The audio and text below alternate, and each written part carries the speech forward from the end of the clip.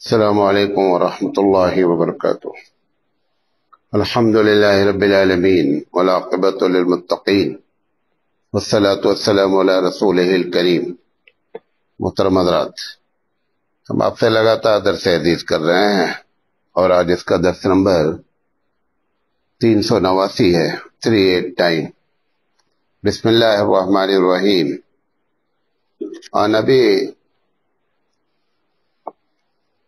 عن ابي ذر رضي الله تعالى عنه قال قال رسول الله صلى الله عليه وسلم الا اخبرك باحب الكلام الى الله؟ قلت يا رسول الله اخبرني باحب الكلام الى الله، فقال ان احب الكلام الى الله سبحان الله وبحمده، رواه مسلم۔ یہ مسلم شریف کی روایت ہے۔ حضرت ابو ذر رضی اللہ تعالیٰ عنہ کہتے ہیں کہ اللہ کے رسول صلی اللہ علیہ وسلم نے فرمایا ہے کہ کیا میں تم کو یہ بات نہ بتاؤں کہ اللہ کے نزدیک کون سا کلمہ بہت زیادہ پسندیدہ ہے؟ تو انہوں نے کہا اللہ کے رسول ضرور بتائیے۔ تو آپ نے فرمایا کہ احب الکلام اللہ، اللہ کو جو پسندیدہ کلمہ ہے وہ سبحان اللہ و بحمدہ ہے۔ یہ جو سبحان اللہ و بحمدہ ہے یہ بہت سی حدیثوں میں آیا ہے۔ کہیں سبحان اللہ و بحمدہ ایسے آیا ہے، کہیں آیا ہے سبحان ربی و بحمدہ، کہیں آیا ہے سبحان اللہ، الگ الگ الفاظ سے آئے ہوئے ہیں۔ جیسے بخاری میں آیا ہے سبحان اللہ و بحمدہ سبحان اللہ العظیم۔ امام بخاری رحمۃ اللہ علیہ نے اپنی کتاب صحیح البخاری میں جو ہے وہ اس حدیث کو سب سے آخری حدیث بنایا ہے، سبحان اللہ و بحمدہ سبحان اللہ العظیم۔ تین باتیں کرنا چاہتے ہیں۔ سب سے پہلے کہ اس کا صحیح میں معنی کیا ہے، یہ سبحان اللہ کا، یہ بات ایک کریں گے۔ اور دوسری بات کہ اس کی فضیلت اتنی زیادہ کیوں ہے، یہ بات کریں گے۔ اور تیسری بات یہ فضیلت کس کو حاصل ہوگی، تینوں باتیں کریں گے۔ سب سے پہلی بات تو جان لیں کہ یہ جو سبحان اللہ ہے اس کا معنی ہے، ایک معنی یہ ہے کہ اللہ تعالیٰ کی جو ذات ہے اور اللہ تعالیٰ کی جو صفات ہے اس میں کسی قسم کا کوئی عیب نہیں ہے، فالٹ نہیں ہے، نقص نہیں ہے، یہ ایک معنی ہے۔ دوسرا یہ ہے کہ میں اللہ تعالی کی پاکی بیان کرتا ہوں اور وہ تمام عیب جو دنیا والے لگاتے ہیں ان تمام عیب سے اللہ کی ذات پاک ہے۔ یہ دو باتوں کا چیلنج ہے جو آدمی یہ کلمہ پڑھتا ہے۔ تو پہلے میں کیا ہوا؟ پہلے میں یہ ہے کہ خود اقرار کرتا ہے کہ اللہ تعالیٰ کی جو ذات ہے اور جو بھی اس کی صفات ہے اس میں کسی قسم کا کوئی ایرر نہیں ہے، کوئی عیب نہیں ہے۔ اور دوسرے والے جملے میں یہ ہے کہ جو لوگ بیان کرتے ہیں اللہ کے ذات میں یا صفات میں کسی قسم کا نقص، میں ان سب کی تردید کرتا ہوں کہ اللہ تعالیٰ کی ذات اس سے پاک ہے۔ یہ دو بنیادی طور پر اس کے معنی ہوتے ہیں۔ ایک بات فضیلت کی جو وجہ ہے، ایک تو وجہ فطری ہے، کیونکہ کوئی بھی آدمی یہ نہیں پسند کرتا ہے کہ میرے بارے میں یہ کہا جائے کہ تمہارے اندر یہ خرابی ہے، بھلے خرابی ہو۔ اب اللہ کی ذات تو خرابی ہی نہیں ہے، انسان جس کے اندر خرابی ہونے کے 100% چانس ہیں وہ بھی چاہتا ہے کہ میرے بارے میں کوئی یہ نہیں بولنا کہ تمہارے اندر یہ خرابی ہے۔ یہ انسان کی فطرت ہے کہ وہ خرابی کو پسند نہیں کرتا اور چاہتا ہے کہ ہماری اچھائی ہی اچھائی کو بیان کیا جائے۔ نمبر ایک، یہ ذاتی طور پر۔ دوسری چیز ہوتا ہے کہ جو آدمی ٹیکنیکل ہوتا ہے، جس کے اندر کسی قسم کی کوئی خوبی ہوتی ہے، جیسے ایک ڈاکٹر ہے، ایک انجینئر ہے، ایک پروفیسر ہے، ہر ایک سے غلطی ہوتی رہتی ہے. کبھی وہ نہیں چاہتا کہ میری غلطی یا آؤٹ کی جائے. ایک سرجن ہے، غلطی کر دیتا ہے، کبھی نہیں بولتا کہ مجھ سے یہ غلطی ہو گئی ہے، حالانکہ ہوتی ہے. ایک ڈاکٹر ہے، دوا لکھتا ہے، خود اس کو بعد میں مریض کے کمپلین کرنے کے بعد احساس ہو جاتا ہے کہ یہ مجھ سے کیا ہو گئی ہے، یہ میں نے غلط لکھ دیا. ایک انجینئر ہے، کوئی بلڈنگ ایسی نہیں ہوتی ہے کہ ایک مرتبہ بنانے والا بیچ میں کم سے کم 10 مرتبہ اس کو کوئی نہ کوئی چیز توڑے نہ. بولتا نہیں یہ ایسا نہیں ہو، ایسا ہونا چاہیے. تو ایک ہوتی ہے ذاتی طور پر جو بات کی، اور دوسری ہوتی فطری طور پر جو بات کی. دوسری چیز ہوتی ہے کہ جو چیز بھی بنائی گئی ہے اس بنانے میں فالٹ ہونے کے 100% چانس ہے. کیونکہ اللہ کے علاوہ جو بھی بنائے گا اس کے اندر یہ خامی ہو سکتی ہے. لیکن وہ اس بات کو کوئی انجینئر سے آپ اس کے بلڈنگ پہ جا کر کے کمنٹ کر دیجئے کہ یہ جو آپ نے ڈیزائن کیا اگر یہ ایسا ہوتا تو زیادہ اچھا ہوتا، وہ پسند نہیں کرتا ہے. حالانکہ بھلے اندر سے مان رہا ہو کہ یہ بات جو ہو رہی ہے نا صحیح ہو رہی ہے. اسی لیے آپ کو معلوم ہے کہ انجینئرنگ لائن میں ایسے بھی ڈپارٹمنٹ ہیں جو کام کچھ نہیں کرتے ہیں، صرف یہ کرتے ہیں کہ پوری آپ کی بلڈنگ کو لے کر کے آپ نے بنوا دیا، نقشہ بنوا دیا، بجٹ بنا دیا. ایک ڈپارٹمنٹ بیٹھا ہوا ہے، وہ بتاتا ہے کہ ہم اتنے % اس بجٹ کو کم کر سکتے ہیں جو انجینئر صاحب نے بنایا اس میں یہ کام کم کر دیا جائے، اس سے کوئی فرق نہیں پڑے گا. وہ ایک الگ سے ڈپارٹمنٹ بنایا گیا. بہرحال تو انسانی فطرت کیا ہے؟ انسانی فطرت یہ ہے کہ ہم اپنے کسی بھی کمی کو قبول کرنے کے لیے تیار نہیں ہوتے اور نہ چاہتے ہیں کہ کمی ہماری بیان کی جائے. نمبر ایک ذاتی طور پر. دوسرا یہ کہ ہماری اگر کوئی کاریگری ہے تو ہم سمجھتے یہی ٹاپ کی ہے اور اس میں کوئی نقص نہیں ہے. یہ فطرت ہے. جو چیز فطری ہوتی ہے اس کا حقیقت میں اگر رب اس کا مستحق ہے اور رب ہی مستحق ہے، لہذا یہ فطری طور پر وہ اس بات کو پسند کرتا ہے کہ جب بندہ یہ بولتا ہے کہ واقعی میں اللہ تیری ذات پاک ہے.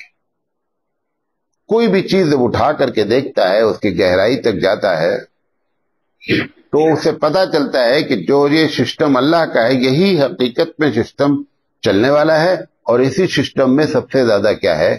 برکت ہے. تو گویا کہ رب کی حقیقت عیب سے پاک ہونا ہے. آپ نے اس کو اقرار کر لیا، آپ نے اس کو مان لیا، سبحان اللہ کہہ کر کے یہ بتا دیا کہ اللہ تعالیٰ آپ کی ذات جو ہے وہ کسی بھی عیب، کوئی بھی عیب موجود نہیں ہے. گویا حقیقت کا بندے نے کیا کر لیا؟ اعتراف کر لیا. اس کی وجہ سے اس کی فضیلت ہے. اب جو بہت سارے لوگ ہیں، جو دوسرا جملہ میں نے کہا کہ جو لوگ عیب نکالتے ہیں اللہ تعالیٰ کی ذات میں، عیب کیسے کیسے نکالتے ہیں؟ دو ایک مثالیں دیتے ہیں. مثلا کرسچن کہتا ہے کہ اللہ ہے، گاڈ ہے، لیکن گاڈ کا ایک بیٹا بھی ہے. اللہ تعالیٰ قرآن مجید میں جہاں پر ذکر کرتا ہے کہ یہ لوگ نادان ہمارے طرف بیٹے کی طرف منسوب کرتے ہیں، وہاں پر بھی کہتا ہے کہ سبحان اللہ، جو تم نے بات کہی نا یہ اتنی غلط ہے، اتنی غلط ہے کہ اللہ تعالیٰ کو بیٹے کی ضرورت کیا ہے. لہذا جب جو لوگوں نے عیب نکال رکھا ہے، یہ ایک مثال دے رہا ہوں، یہودی کہتے ہیں عزیر ابن اللہ، کہ عزیر اللہ کے بیٹے. ہمارے لوگ کہتے ہیں، یعنی امت محمدی کے لوگ کہتے ہیں کہ اللہ کی جھولی میں وحدت کے سوا کیا ہے. شاعر کہہ رہا ہے کہ اللہ کی جھولی میں وحدت کے سوا کیا ہے، یعنی اللہ تعالیٰ کے پاس توحید توحید توحید کے علاوہ اس کے پاس کیا ہے. ہم کو جو مانگنا ہوگا مانگیں گے محمد سے. یہ اللہ تعالیٰ کی ذات میں اس نے عیب نکالا ہے. سمجھے نہیں؟ تو آپ کو کرسچن کی مثال دیا ہے، آپ کو یہودی کی مثال دیا، آپ کو امت مسلمہ کی مثال دیا. جو پورا ہندوازم ہے ان کا ایک عقیدہ ہے انکارنیشن جسے کہتے ہیں، کہ اللہ تعالیٰ اس دنیا میں جب دیکھتا ہے کہ بہت زیادہ کرپشن ہو جاتا ہے تو وہ انسانی روپ میں آ جاتا ہے اور آ کر کے دنیا کو کیا کرتا ہے؟ دنیا کے عیب کو، دنیا کے کرپشن کو ختم کرتا ہے۔ وہ اللہ کیا ہے کہ جہاں پر ہے وہ وہاں سے عیب کو کنٹرول نہ کر سکے اور اس کو خود دنیا میں اتر کر انسانی شکل اختیار کرنا پڑے، یہ سب سے بڑا عیب ہے، یہ سب سے بڑا عیب ہے۔ تو چاروں بڑی قوموں کے عیب آپ کو بتا رہا ہوں کہ یہ عیب ہیں۔ عرب لوگ اللہ تعالیٰ کو مانتے تھے، یہ بات بھی آپ کو بتا دیں ایک جملے میں کہ یہ نہیں سمجھے کہ دنیا رب کو نہیں مانتی، اللہ کو سب مانتے ہیں۔ بہت تھوڑے سے لوگ ہیں جو اللہ کو نہیں مانتے ہیں، ورنہ اللہ کو سب مانتے ہیں۔ جن کو سب سے بڑا کافر قرآن مجید نے کہا کفار قریش کو، وہ بھی اللہ کو مانتے تھے۔ آپ کو بارہا بتا چکا ہوں کہ عبد المطلب حضور کے جو دادا جان ہیں، انہوں نے جا کر بیت اللہ کا غلاف پکڑ کر دعا مانگی کہ اے اللہ تیرے گھر پر یہ ابراہا حملہ کرنا چاہتا، آپ حفاظت فرمائیے۔ اگر اللہ کو نہیں مانتے تھے تو وہاں جانے کی کیا ضرورت تھی؟ اس کے باوجود اللہ کو کے ماننے کے باوجود بھی ان کو کیا گردانا گیا؟ ان کو کہا گیا کہ یہ کیا ہیں؟ یہ کافر ہے۔ وجہ کیا ہے؟ اللہ کو ماننے میں پرابلم نہیں ہوتی ہے، پرابلم ہوتی ہے جب اللہ تعالیٰ کی صفت بیان کی جاتی ہے، اس کو ویسے ہی مان لینا جیسے اس کی صفت ہے، اسی میں کمال ہوتا ہے۔ یہ جتنے لوگوں نے، اب جیسے عربوں نے کہا کہ اللہ تعالیٰ، جب پوچھا گیا یہ فرشتے کیا، تو انہوں نے کہا کہ وَلَهُ الْأُنْثَى، یہ ساری اللہ کی بیٹیاں ہیں، یہ سب اللہ کی، جتنے فرشتے ہیں اللہ کی بیٹیاں ہیں۔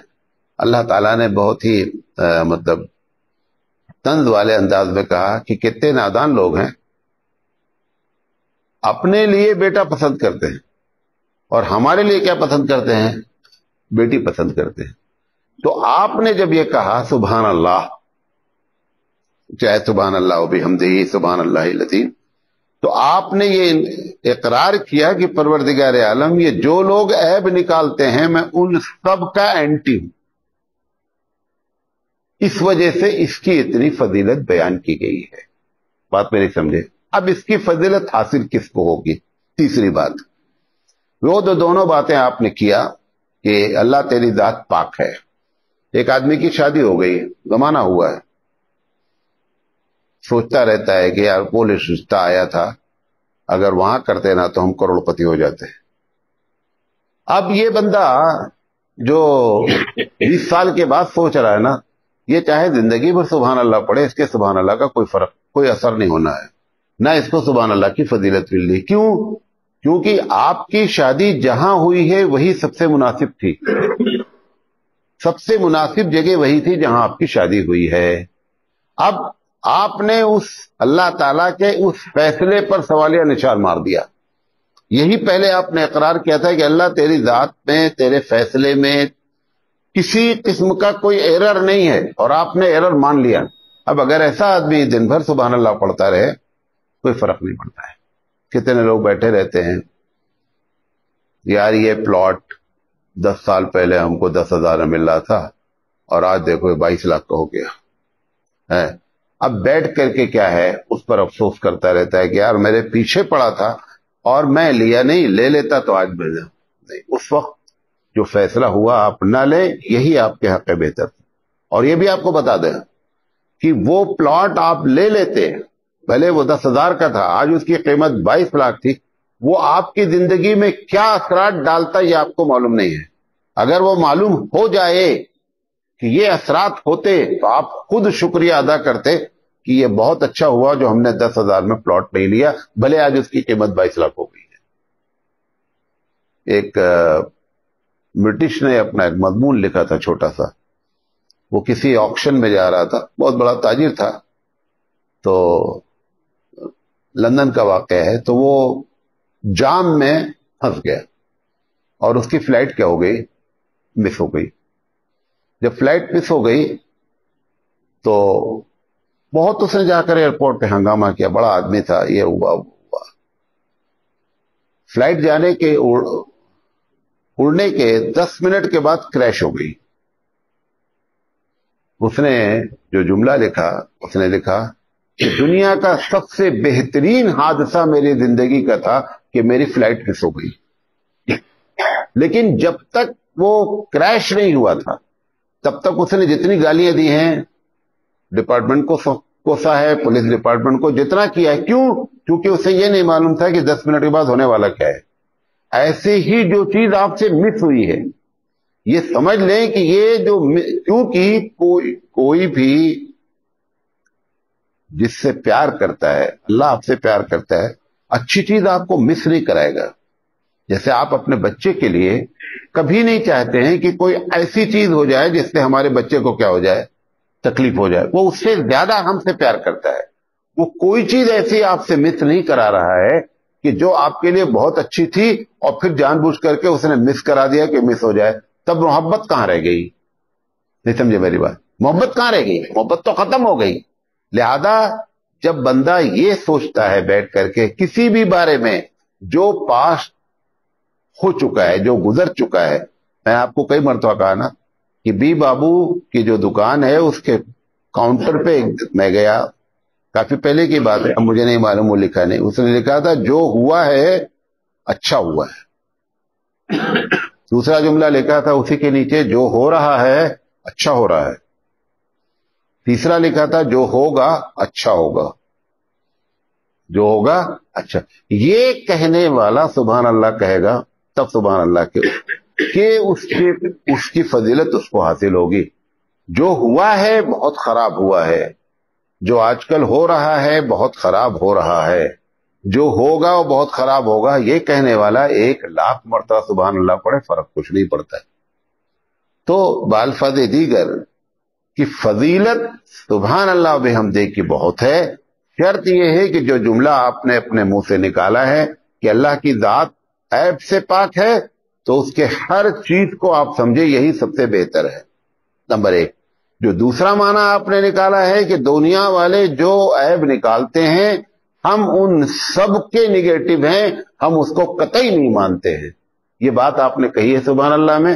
لہذا ہمارا عمل کوئی ایسا نہیں ہونا کہ جس سے ہم، جیسے میں نے کہا نا کہ آپ نے کہہ دیا کہ اللہ کی جھولی میں وحدت کے سوا کیا ہے، آپ پڑھتے رہیے سبحان اللہ، کچھ بھی فرق نہیں، اس کا پڑھنے کا گناہ الگ سے ملے گا، سبحان اللہ کی فضیلت حاصل ہونے کا کوئی سوال ہی نہیں اٹھتا ہے۔ یہی وہ غلط فہمی ہے ہر وظیفے والے کو، ہر ذکر والے کو، کہ جو سمجھ رہا ہے کہ میں اتنا بڑا ذکر، کل بھی میں نے یہ بات کی تھی کہ میں اتنا بڑا ذکر کر رہا ہوں، اس کا اتنا ثواب ہے، وہ ثواب اسی شکل میں ہوگا جہاں ہمارا عمل اس اپنے وظیفے اور ذکر کے خلاف نہیں ہونا چاہیے۔ اگر وہ ہو رہا ہے تو پھر گویا کہ جیسے ایسے ہی ہے کہ ایک آدمی کھانا کھائے دیکھنے میں، اور کھانا کھانے کے بعد کوئی ایسا عمل کرے کہ پورا کھانا الٹی ہو جائے، اب اس کے بعد وہ توقع رکھے کہ میں نے جو کھایا ہے بہت انرجی والا ہے، فلاں ہے، مجھے طاقت ہوگی، نہیں، آپ نے کھانا تو کھایا ہے لیکن کھانا کھانے کے بعد جو عمل ہوا ہے وہ الٹی کا ہوا ہے، آپ نے اپنے کھانے کو کیا کر دیا، ڈیلیٹ کر دیا ہے، زیادہ کھانا کوئی بھی انرجی آپ کو نہیں دے گا۔ ایسے ہی یہ وظائف ہیں، ایسے ہی یہ سبحان اللہ ہے، یہ بھی جو ہے وہ جب کوئی اپنا اثر نہیں دکھائے گا۔ اللہ کے رسول صلی اللہ علیہ وسلم نے پوری زندگی جو ہم لوگوں کی تربیت کی، وہ یہی تربیت میں سے ایک بڑی تربیت تھی کہ اللہ کے رسول جو چیز ہو رہی ہے دیکھنے میں آپ کو بری لگے، کیونکہ اس لیے بری لگ رہی کیونکہ اس کا فیوچر آپ کو نہیں معلوم ہے، اگر فیوچر معلوم ہو جائے گا تو آپ خود کہیں گے کہ یہ بہت اچھی ہے، اس کا مستقبل نہ معلوم ہونے کی وجہ سے ہم کو یہ محسوس ہوتا ہے یہ چیز بری ہے، ورنہ اللہ جو کچھ بھی کر رہا ہے سب کیا کر رہا ہے، ایک دم صحیح کر رہا ہے، یہ عقیدہ ہوتا ہے تو سبحان اللہ اپنے صراط دکھلاتا ہے۔ وآخر دعوانا ان الحمد للہ رب العالمین۔